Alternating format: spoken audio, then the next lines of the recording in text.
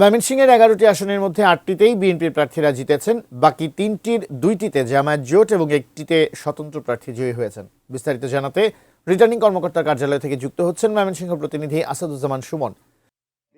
ধন্যবাদ আপনাকে। ময়মনসিংহ যে 11টি সংসদীয় আসন রয়েছে, 11টি সংসদীয় আসনের মধ্যে কিন্তু বিএনপির সংখ্যাগরিষ্ঠ যে সংসদ সদস্য তারা বিজয়ী হয়েছেন। 8 জন বিএনপির মনোনীত যে সংসদ সদস্য পদপ্রার্থী ছিলেন তারা 8 জন বিজয়ী হয়েছেন। আমি ভরসা রাখি হিরন স্মার্ট ওয়াটার পিউরিফায়ারে।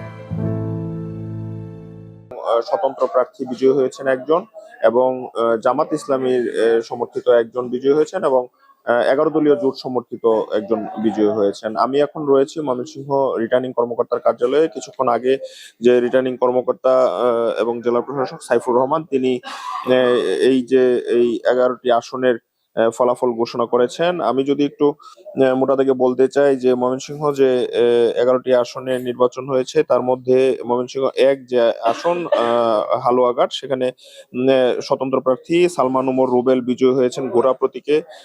ময়মনসিংহ 2 ফুলপুর তারাকান্দা আসনে বিএনপি প্রার্থীকে হারিয়ে খেলাফতে মজলিস এর যে প্রার্থী মুফতি মোহাম্মদুল্লাহ তিনি রিকশা প্রতীকে বিজয়ী হয়েছেন। গরিপুর 3 বিএনপি সমর্থিত প্রার্থী ইঞ্জিনিয়ার এম ইকবাল হুসাইন বিজয়ী হয়েছেন। ময়মনসিংহ সদর আসনে বিএনপি মনোনীত প্রার্থী আবু ওয়াহাব আকন্দ বিজয়ী হয়েছেন এবং মুক্তাগাছা 5 আসনে বিএনপি মনোনীত প্রার্থী জাকির হোসেন বাবলু তিনি বিজয়ী হয়েছেন।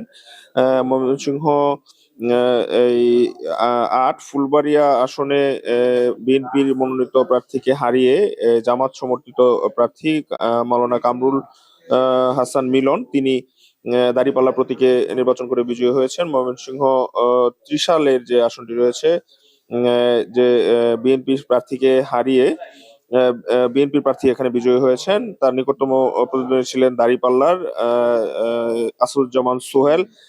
ময়মনসিংহ 8 ঈশ্বরগঞ্জ আসনে বিএনপির প্রার্থী লুৎফুল্লাহ মাজেদ বাবু তিনি বিপুল ভোটের ব্যবধানে বিজয়ী হয়েছেন এবং ময়মনসিংহ 9 নান্দাইল যে আসন রয়েছে এই আসনে বিএনপির মনোনীত প্রার্থী ইয়াসের খান চৌধুরী তিনি বিজয়ী হয়েছেন। ময়মনসিংহ 10 গফরগাঁও আসনে বিএনপি মনোনীত প্রার্থী আখতারুজ্জামান বাচ্চু তিনি বিজয়ী হয়েছেন এবং ময়মনসিংহ 11 শিল্পাঞ্চল ভালুকায় কিন্তু বিএনপির মনোনীত প্রার্থী ফখরুদ্দিন আহমেদ বাচ্চু তিনি বিপুল ভোটে বিজয়ী হয়েছেন। ময়মনসিংহের যে 11টি আসনের নির্বাচন হয়েছে আমরা কিন্তু এই 11টি আসনের মধ্যে কোথাও কোনো অপ্রীতিকর ঘটনার খবর আমরা পাইনি, কোথাও কোনো বিশৃঙ্খলা ছিল না। আইন শৃঙ্খলা বাহিনী যথেষ্ট তৎপর ছিল।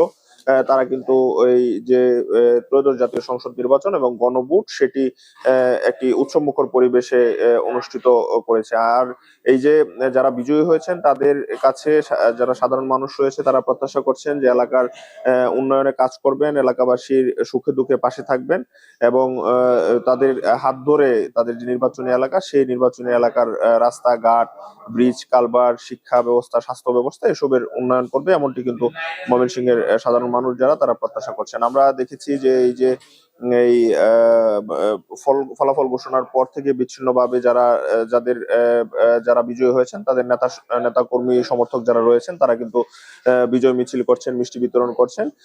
তবে আমরা দেখেছি যে বিএনপির মনোনীত প্রার্থী যারা রয়েছেন তারা ফেসবুকে বলেছেন যে কোনো রকম আনন্দ মিছিল না করে সকলে মিলেমিশে যে এলাকাবাসীর কে পাশে নিয়ে যেন একটি সুন্দর আসন হিসেবে এবং উন্নয়নশীল এলাকা হিসেবে গড়ে তুলতে পারেন, এর জন্য সকলের সহযোগিতা নিয়ে কাজ করার কথা কিন্তু ফেসবুকের মাধ্যমে আমাদেরকে জানানো হয়েছে। ময়মনসিংহ থেকে এই ছিল আমার কাছে এই নির্বাচনী সবশেষ খবরাখবর।